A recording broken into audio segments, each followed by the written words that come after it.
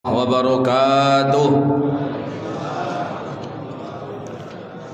Alhamdulillahilladzi wahabana ni'aman mutanawwi'ah masalan ni'matal hayah wa ni'matal aqidatas sahihah.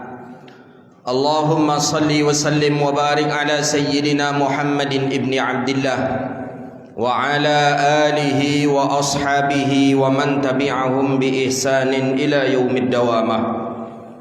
Subhanalladzi asra bi'abdihi laylan minal masjidil haram ilal masjidil aqsa alladzi barakna hawlahu linuriyahu min ayatina innahu huwas samiul basir.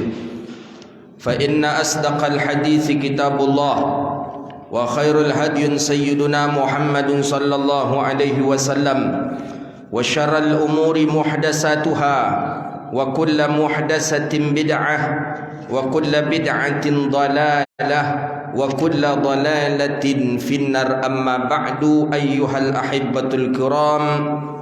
Puja dan puji syukur kepada Allah. Alhamdulillah, di waktu yang mulia ini Allah izinkan kita bisa duduk di tempat yang mulia ini. Mudah-mudahan duduk kita di sini mendapatkan ampunan dari Allah Subhanahu wa taala. Amin ya rabbal alamin. Salawat dan salam kepada Nabi yang agung, Nabi yang mulia, Rasulullah Muhammad sallallahu alaihi wasallam. Allahumma salli wa sallim wa barik ala sayyidina Muhammadin wa ala alihi wa sahbihi ajma'in. Salawatu rabbi wa salamuhu alaika ya sayyidi ya Rasulullah. Bapak Ibu hadirin yang dirahmati Allah Subhanahu wa taala, sengaja saya membuka mukaddimah dengan memakai hadis kullu bid'atin dhalalah. Hadis tu yang akan kita kupas hari ini insya-Allah. Karena itu salah satu password dari teman-teman kita. Pokoknya kalaulah itu mukaddimahnya berarti isinya gilo dan membid'ahkan orang. Apakah semua perbuatan yang tidak dilakukan Rasulullah itu bid'ah atau macam mana? Ini akan kita kaji hari ini. Nanti akan saya paparkan betapa banyak perangai pekerjaan yang tidak dilakukan oleh Rasulullah itu dilakukan oleh sahabat. Baik bid'ah terjadi di zaman Nabi, atau bid'ah terjadi setelah Nabi meninggal dunia, atau bid'ah yang terjadi di zaman tabi'in dan salafus saleh. Jadi salafus saleh itu sepakat ulama yang disebut dengan generasi salaf adalah generasi yang ketiga, 300 Hijriyah. Kurun sahabat, kurun tabi'in, kurun salafus saleh. Jadi setelah kurun salafus saleh itu namanya kurun khalaf. Jadi kita ni hari ini bukan salaf lagi, tapi namanya khalaf. Siapa yang generasi salaf itu? Imam Syafi'i, Imam Ahmad bin Hanbal, Imam Bukhari, Imam Muslim, Imam Tirmizi, Imam Abi Hasan Asy'ari. Itu generasi salaf karena 300 Hijriyah. Sedangkan tahun 400, 500 sampai kita hari ini bukan salaf tapi namanya khalaf. Khalaf itu man ba'das salaf. Orang setelah salaf itu namanya khalaf. Jadi kita ni khalaf, bukan salaf lagi. Jadi kita jangan nanti tertipu pula. Ini amalan salaf. Salaf nan mano? Tengok dulu salafnya. Jadi kita ni dijual-jual dengan kalimat-kalimat salaf. Salaf yang mano? Apakah semua salafkah melakukan hal yang seperti itu atau tidak? Hadisnya sahih itu. Hadis tentang kullu bid'atin dhalalah wa kullu dhalalatin finnar. Ulama membagi tentang masalah bid'ah. Sebelum kita kaji tentang pembagian bid'ah, yang bid'ah itu apa? Jangan sodoi bid'ah, setiap yang tak dilakukan oleh Rasulullah itu bid'ah. Tunggu dulu, kita tengok. Nanti kalau kita sebut yang tidak dilakukan Rasulullah bid'ah, banyak kita yang kena nanti. Banyak kita yang kena apa? Banyak sekali.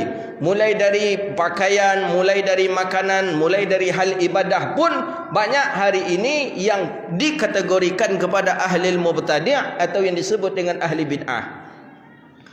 Kata Izzuddin bin Abdissalam, apa kata beliau yang disebut dengan bid'ah? al-bid'atu fi'lu ma lam yu'had fi asri Rasulillah.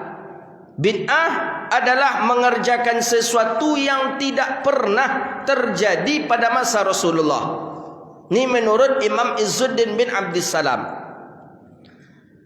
Imam Nawawi menjelaskan, Imam Zakaria bin Syaraf An-Nawawi, apa menurut beliau bid'ah? Hiya ihdatsu man lam yakun fi ahdi Rasulillah. Segala sesuatu yang baru, yang belum ada pada masa Rasulullah, itu disebut dengan bid'ah. Apakah bid'ah itu sesat? Ini lagi baru kajian kita. Imam Ahlu Sunnati wal Jamaah, Imam Asy-Syafi'i, membagi bid'ah kepada dua. Ad-Darbani, dua pembagian. Ihdatsu yukhaliful kitabi aw sunnah aw ijma'an fahuwa bid'atin dalalah. Bid'ah yang menyelisihi Al-Quran, menyelisihi sunnah, menyelisihi ijma', maka ini bid'ah yang sesat. Sedangkan ihdatsu fil khair, mengadang-adakan sesuatu tapi ada nilai kebaikan, tidak menyalahi syariat, maka dia disebut dengan bid'ah hasanah atau bid'ah yang elok. Jadi menurut Imam Syafi'i, bid'ah tidak semuanya sesat. Ternyata ada bid'ah yang elok juga. Ini yang perlu kita pegang nih. Ada bid'ah yang elok. Jangan nih macam ada penceramah di Bogor sana, kata dia seluruh bid'ah itu sesat, tidak ada yang bagus, kata dia. Masa sesat itu ada yang bagus, kata dia. Yang namanya sesat, ya sesat, kata dia. Dia mengolok-olokkan Imam Syafi'i. Imam Syafi'i saja mengatakan bid'ah ada yang baik, ada yang buruk, yang sesat. Mana dia bid'ah itu? Masuk ke kajiannya. Ada di zaman Rasulullah orang melakukan perangai bid'ah. Nabi tak pernah melakukannya, tapi sahabat sudah melakukannya. Berarti sahabat ini melakukan perangai bid'ah. Mana? Kita ambil daripada hadis pertama, daripada Sayyidina Mu'az ibn Jabal. Mu'az bin Jabal melakukan bid'ah pertama kali. Apa yang dilakukan Mu'az bin Jabal? Mu'az bin Jabal dahulu kala, sebelum Mu'az melakukan, dalam hadis sahih, sepakat ulama hadis ini sahih, termasuk Imam Abi Daud, Imam Ahmad bin Hanbal. Ketika seseorang terlambat salat, masbuk. Si masbuk ni dulu di zaman Rasulullah, masbuk, orang sudah salat, Allahu Akbar, Bismillahirrahmanirrahim, rakaat pertama. Datang kita terlambat satu rakaat. Kita di dalam zaman Rasulullah dulu mesti mengejar yang terlambat satu rakaat itu. Jadi maksudnya awak salat, imam salat pula. Jadi imam umpamanya salat di rakaat yang kedua, kita pacu rakaat yang pertama tadi. Kita pacu imam. Faham maksudnya kira-kira? Jadi ketika imam sudah naik rakaat yang kedua, kita pacu imam tadi. Kita sujud, kita rukuk, kita sujud. Pokoknya sama nanti dengan imam. Itu dulu. Ketika Mu'az bin Jabal tidak melakukan itu, Mu'az bin Jabal langsung masuk ke dalam masjid. Beliau dalam keadaan terlambat. Langsung beliau angkat takbir, Allahu Akbar. Langsung beliau ikut imam. Jadi kalau imam itu rukuk, beliau langsung rukuk. Kalau imam itu sujud, beliau langsung sujud, gitu. Jadi akhirnya Mu'az bin Jabal ini melakukan perangai yang baru, bid'ah. Setelah selesai salat, salam, heboh masjid. Mu'az melakukan perangai bid'ah, ya Rasulullah. Kata sahabat ke Rasulullah, Mu'az melakukan perangai yang baru. Kita tak pernah melakukannya, ya Rasulullah. Kata Nabi, mengapa Mu'az? Kata orang yang banyak, Mu'az. Jadi Mu'az ini sama dengan kita hari ini, Pak. Jadi kalau terlambat satu rakaat, setelah selesai salam, Mu'az langsung berdiri menambah satu rakaat.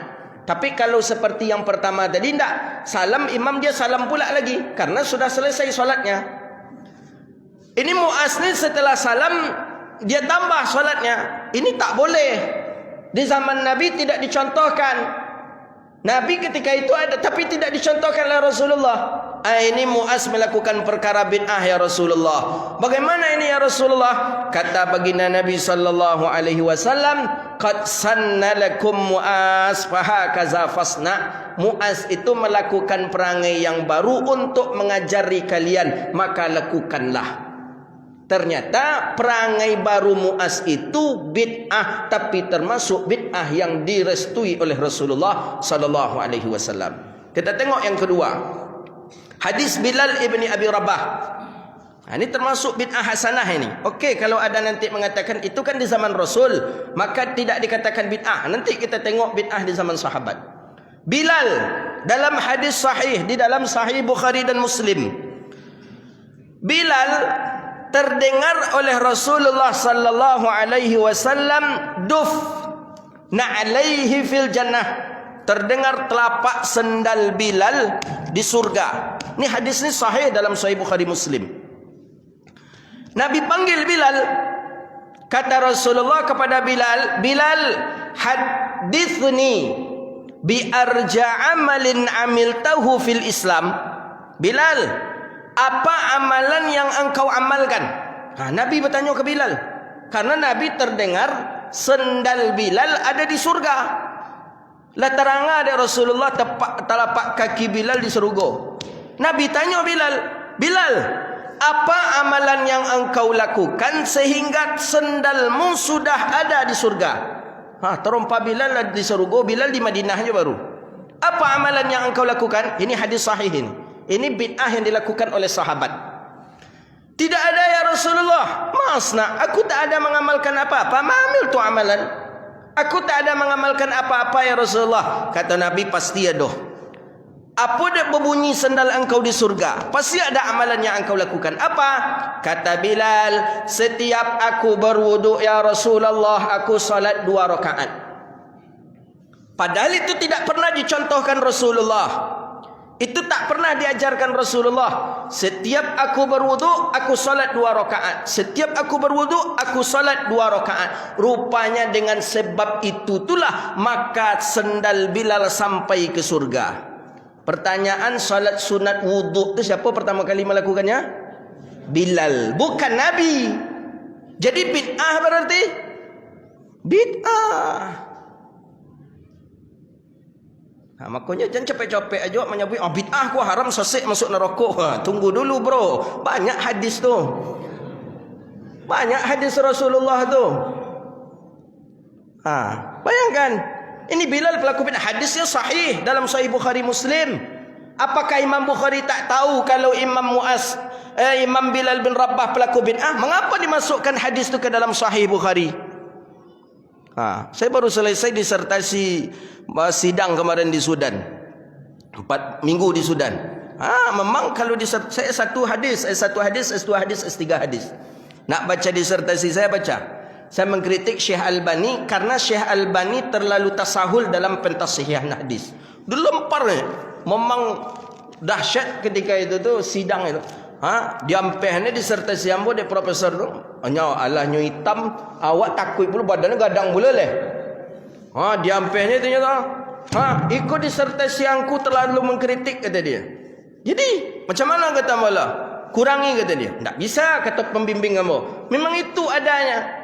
Jadi pokoknya ambo pula takut lah ya namanya. Awak lah takut, memang tak pernah mu takut selama ketika itu memang takut mu.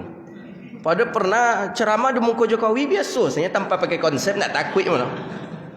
Ambo pernah ceramah di muka Jokowi, pernah ceramah di muka Kiai Ma'ruf Amin tanpa pakai konsep, tak ada menggigit. Tapi waktu sidang petang tu memang iyo keluar kelingit dingin ya.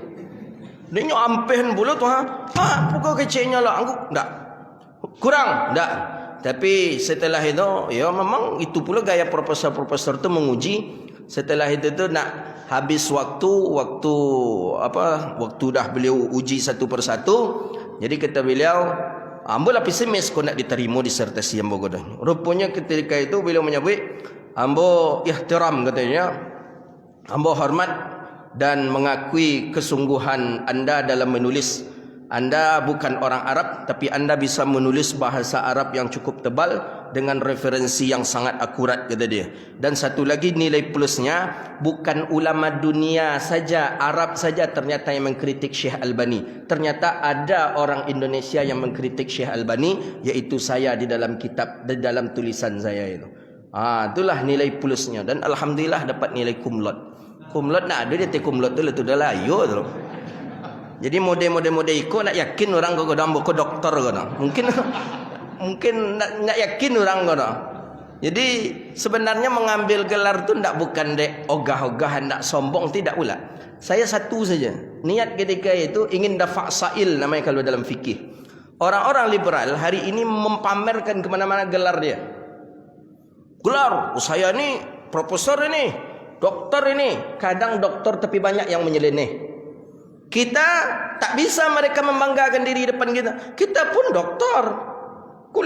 Luar negeri juga, S1, S2 luar negeri. Maka saya termasuk orang yang agak keras mengkritik para orang-orang liberal ini. Termasuk kemarin yang ada di kita ini, mereka menjelaskan bahawa Isra' Mi'raj itu tidak ada, kata dia. Itu sekedar cerita dalam Quran saja, kata dia. Masuk akal tak Isra' Mi'raj, kata dia. Kata Prof ini kepada mahasiswa. Masuk akal tak, kata dia. Dari Makkah Madinah saja itu 2 hari 2 malam. Makkah Madinah. Dari Makkah ke Masjidil Aqsa Palestina. Masjidil Aqsa Palestina ke atas langit berapa bulan itu? Jauh perjalanan. Jadi Isra' Mi'raj tu tak ada tu, kata dia. Jangan kalian mau dibodoh-bodohi, kata dia. Itu cerita saya. Kalian yakin? Yakin Pak. Kenapa? Karena Al-Quran. Ada dalam Al-Quran Isra' Mi'raj? Tak ada. Yang ada cuma Isra. Subhanallazi asra bi'abdihi. Mi'rajnya tak disebutkan. Apa kalian percaya tak ada itu? Itu sekadar cerita saja, kata dia. Jangan kalian mau dibohong. Ini profesor yang ngomong nih. Profesor yang berbicara. Ini orang-orang liberal. Dengan akal, saya tak ada hutang dengan mereka. Saya tak pernah jadi mahasiswa mereka. Saya tidak pernah mereka keluarkan ijazah saya. Jadi saya enak, saya bantah. Isra' Mi'raj perkara iman, bukan perkara akal. Kalau seandainya Isra' Mi'raj dimasukkan ke dalam akal sehingga gagal iman, orang itu bisa menyebabkan dia jadi kafir. Wajib diimani itu minas sam'iyat. Wajib diimani. Okey, kalau main akal, kita akalkan saja. Pak Prof di Pekanbaru. Jam 9 nanti nak berangkat ke Jakarta. Pakai jas. Jas Pak Prof sedang di Anger. Masuk semut ke dalam jas Pak Prof. Jam 9 Pak Prof pakai jas. Langsung ke bandara. Dari bandara langsung ke Jakarta. Jam 11 sampai di Jakarta. Semut tadi sampai di Jakarta. Mungkin tak kira-kira? Mungkin. Apa pula nak mungkinnya? Itu kalau akal. Itu yang memperjalankan Pak Prof. Yang menjalankannya jas. Bagaimana kalau yang menjalankannya Allah Rabbun Jalla Jalaluh? Idza amra syai'an ayyakula lahu kun fayakun. Dalam Yasin, idza arada syai'an ayyakula lahu kun fayakun. Apa tidak? Itu enaknya kalau kita kuliah S1, S2, S3 di luar ini. Jadi saya tak ada beban. Tapi kalau saya jadi mahasiswa Pak Prof itu pasti disepelekan nyamun. Jangan banyak ngecek langku leko juru ku ha dosen angku je lah. Dan nan bagi nilai angku dulu tu kecek. Kini ajan sampai lele. Enggak pernah mengaji jangku doang, angku bongak. Cik Prof ajan bertambah. Banyak kini di gitu tu. Belajar tafsir, belajar hadis ke Sorbonne, ke Eropa. Apa belajar hadis ke Eropa? Belajar tafsir ke Eropa. Banyak itu. Sebentar lagi tantangan kita sangat banyak lagi. Makanya jangan membahas ini liberal ni nak pulang dia lagi ni. Banyak mereka. Saya mendengarkan betul itu, melihat betul. Ditanya oleh seorang Pak Prof, kenapa Pak Prof belajar agama ke Kanada? Kenapa belajar agama ke Amerika Pak Prof? Jawaban Pak Prof ini, agama itu lahir di Arab tapi diamalkan oleh orang Barat, kata dia. Itu kata Prof itu. Orang Eropa yang mengamalkan agama Islam itu, bukan orang Arab, kata dia. Memang hancur hati saya rasanya. Takkan mungkin orang barat, orang kapi pandai lebih Islam daripada orang Arab. Satu contoh kecil sajalah. Mencari makanan yang halal. Mana yang lebih mudah mencari makanan halal? Di Arab atau di barat? Arab. Arab masuk aja lah mat'am mana saja halal itu. Tapi pergi kita ke barat, ke Eropah, susah mencari makanan yang halal. Tak usah langsung ke Eropah ni, di Singapura aja, di Thailand saja sudah susah kita mencari makanan yang halal. Apalagi kalau sampai ke daerah-daerah Eropah barat sana, maka salah. Cara penelitiannya salah. Tetap Islam itu Arab, dan tetap orang Arab lebih mulia, lebih bagus pemahaman Islamnya dibandingkan dengan orang selain daripada orang Arab. Itu jelas itu. Jadi tujuannya sebenarnya untuk gelar ni, titel ni itulah. Jadi tidak ada yang lain. Jadi ketika mereka, maka saya sampaikan kemarin kepada teman-teman yang ada di Sudan, yang ada di Mesir, yang ketika jumpa, anda sampaikan, kalian sampai doktor baru pulang, kata saya. Kalaupun kalian ingin MA, ingin S2 atau apalah, pulang dulu, habis tu balik lagi. Karena kalau LC aja, nak mantap dah. Kulit-kulit buku aja nak baca dah, LC tu. Kalau ingin sekolah tu sampai doktor tu lah, jadi Doktor Mawardi memang pakar, memang masak dia. Iko LC ni. Jadi cik lai itulah tantangan masa kini. Tantangan masa kini harus bergelar baru diundang awak ceramah orang. Ambo Masjid Muhajirin ko dia mau undang ambo ceramah pasti di LCMA. Jujur aja lah pengurus kalau nak percaya. Cuba kalau nama Zul Henry Faqat aja ndak ke diundang lah orang tu.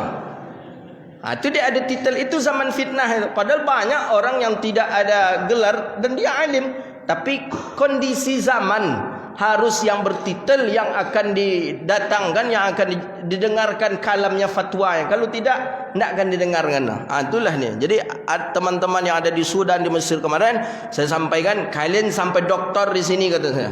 PhD baru balik pulang. Kalau ndak laku dah kata saya. Maka memang seperti itulah kondisi di zaman kita hari ini. Apa sampai ke situ cerita? Cerita Bilal lah ni. Jadi Bilal bin Rabah lah. Itulah. Jadi hadis apa dah ada lah. Sampai S3 tu tinggal jadi lah tu. Doktor orang doktor awak. LCMA orang LCMA pula awak. Disertasi kali ni baca disertasi mau baca lah. Ndak bahasa Cura, bahasa Arab. Pandai bahasa Arab bacalah. Ndak bisa. Jadi Bilal pertama kali melakukan bid'ah. Apa yang dilakukan? Salat sunat wudu. Nabi tak pernah mengajarkan salat sunat wudu. Ternyata Bilal melakukan salat sunat wudu. Berarti Bilal pelaku bid'ah. Jadi jangan kita anggap bid'ah ni sesat semuanya. Dua baru sahabat Nabi pelaku bid'ah. Mu'az bin Jabal tadi. Kemudian siapa lagi? Bilal ibni Abi Rabah. Banyak sebenarnya. Pelaku bid'ah yang kedua. Yang ketiga, sahabat Rasulullah sallallahu alaihi wasallam, Sayyidina Umar ibn al-Khattab. Ini banyak ni, ada yang 6 ini Umar ini.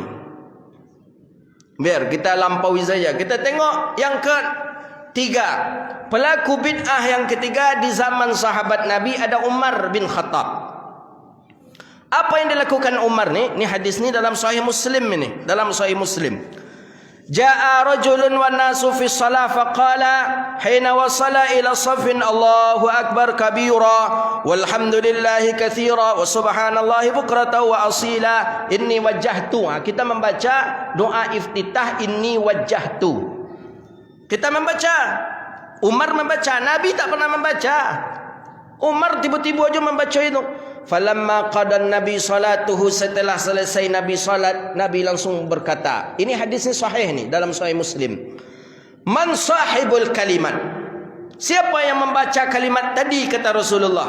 Siapa orangnya? Qala rajulun, kata seorang laki-laki Umar tadi, ana ya Rasulullah. Kata Umar, saya yang membaca doa tadi ya Rasulullah. Apa kata Nabi? Wallahi ma aradtu biha illa al-khaira. Qala laqad ra'aitul abwabus samai futihat lahunna. Kata Nabi, bacaan yang engkau baca tadi semuanya penuh dengan kebaikan, dan aku melihat pintu langit sedang dibuka ketika engkau membaca doa itu.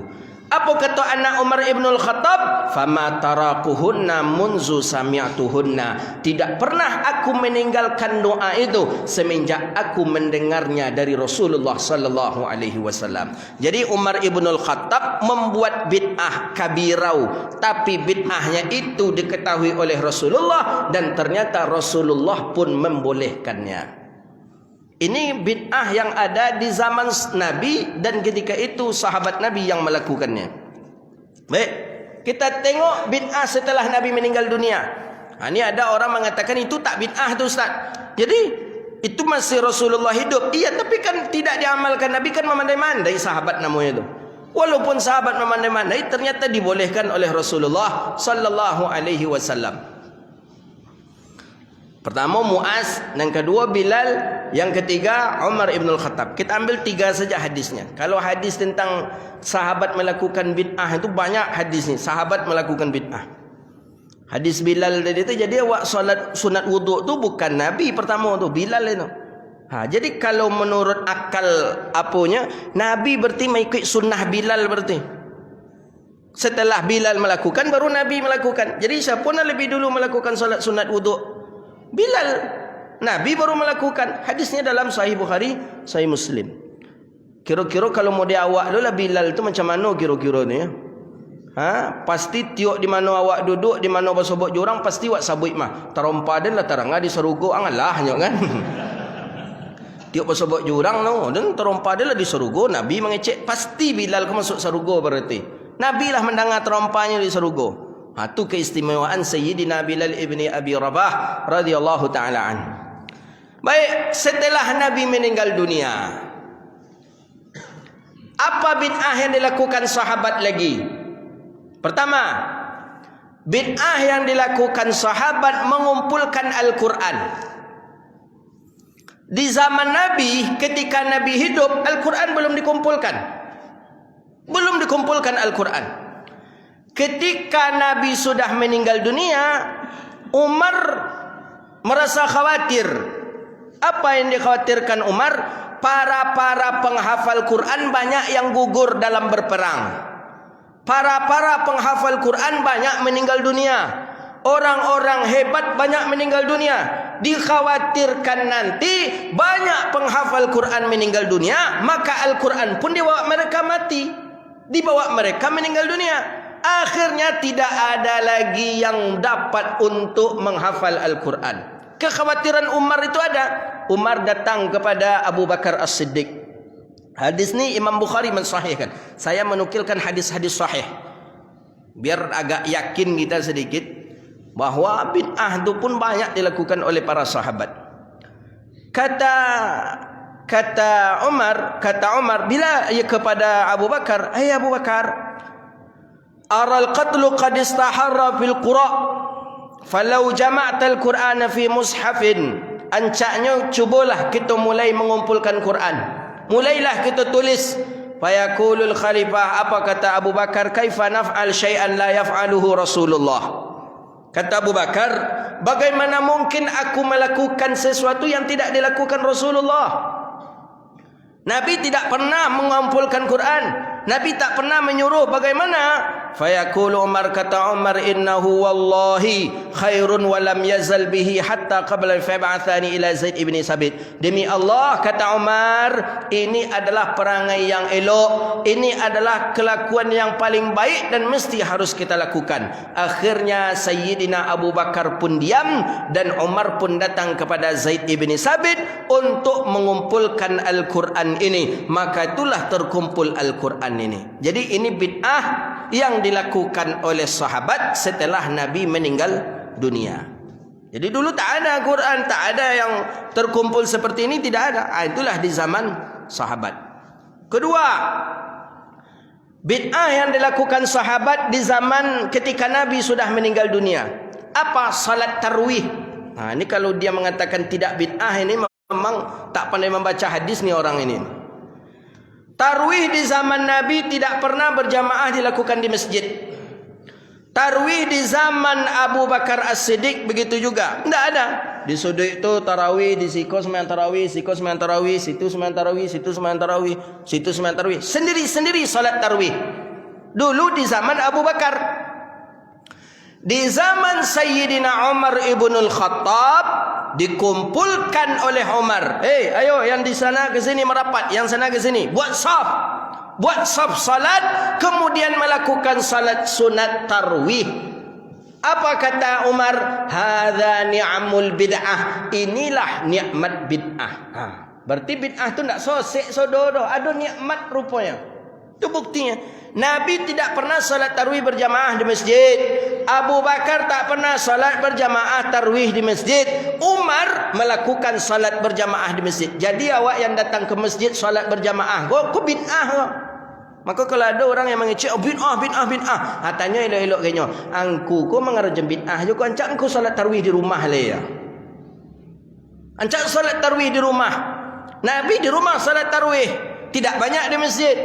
Abu Bakar macam tu juga. Tapi Umar melakukan salat tarwih selama full dalam Ramadan di masjid dalam keadaan berjamaah. Inilah yang sunnah. Walaupun itu bid'ah, tapi itu anjurannya Sayyidina Umar ibnul Khattab untuk melakukan. Dan seluruh sahabat ketika itu sepakat, tidak ada yang protes.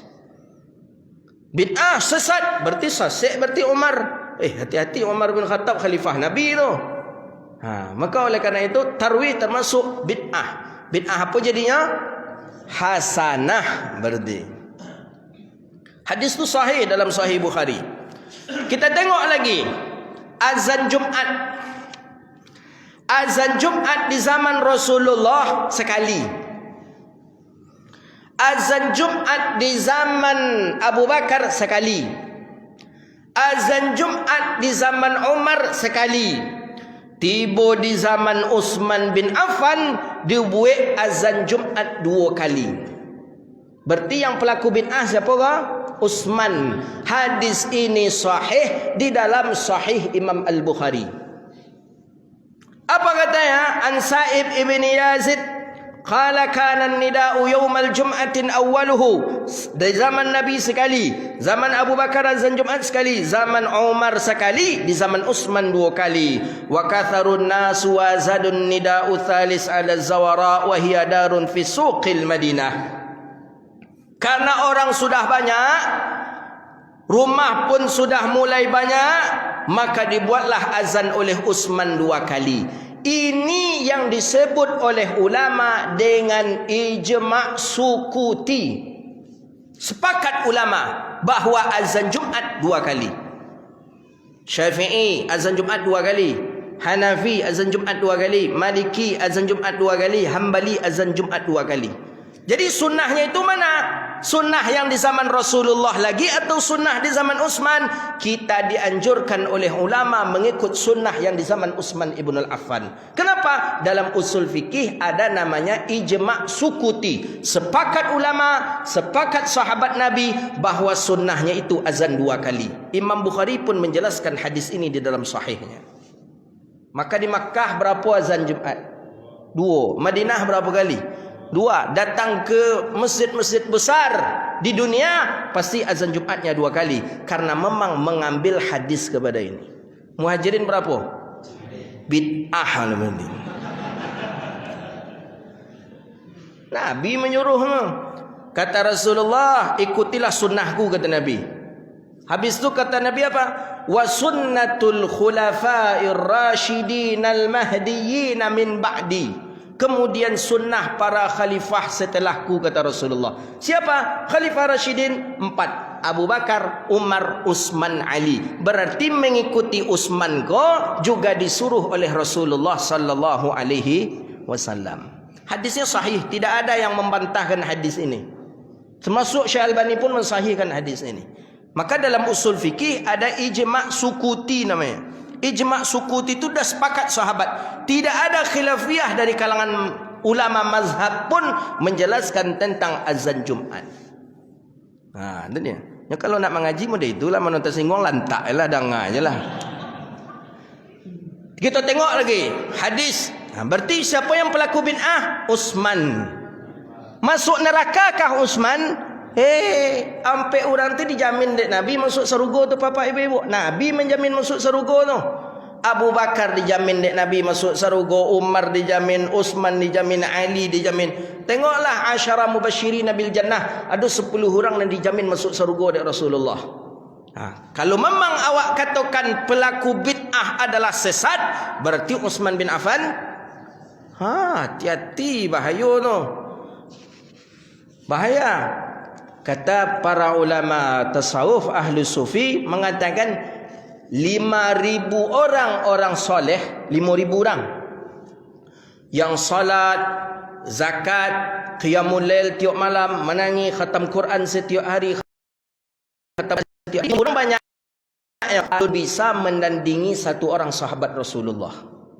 Alun bisa lagi. Saking salehnya sahabat Nabi, saking dekatnya sahabat Nabi dengan Allah.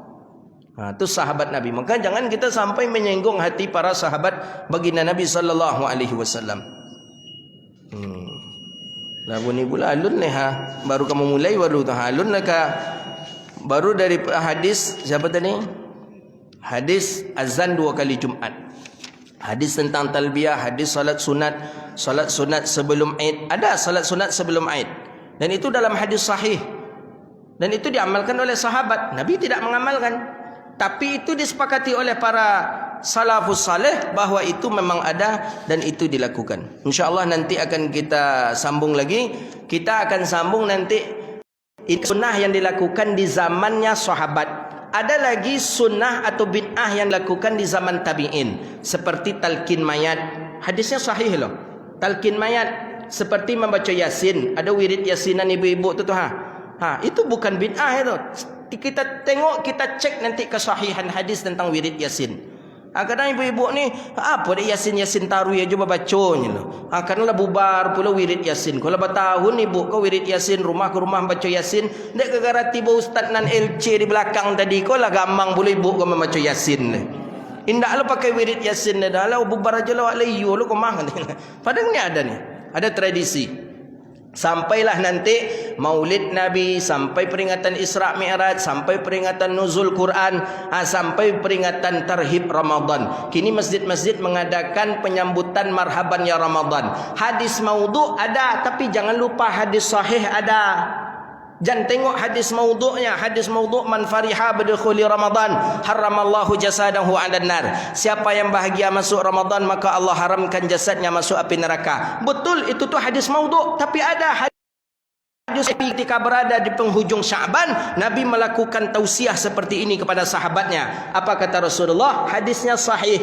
Ya ashabi, hei sahabatku, kata Rasulullah, akan datang kepada kalian tamu yang agung, tamu yang mulia yang bernama Ramadan. Famarhabban bihi, sambutlah dia, kata Rasulullah, al-mutahhir minaz-zunubi wal ma'asi. Alangkah mulia tamu yang datang itu yang mensucikan jiwa dari dosa dan kemaksiatan. Makanya masjid-masjid yang faham dia membuat tarhib Ramadan namanya, menyambut kedatangan bulan Ramadan. Bid'ah, tunggu dulu, ada hadis tadi mah.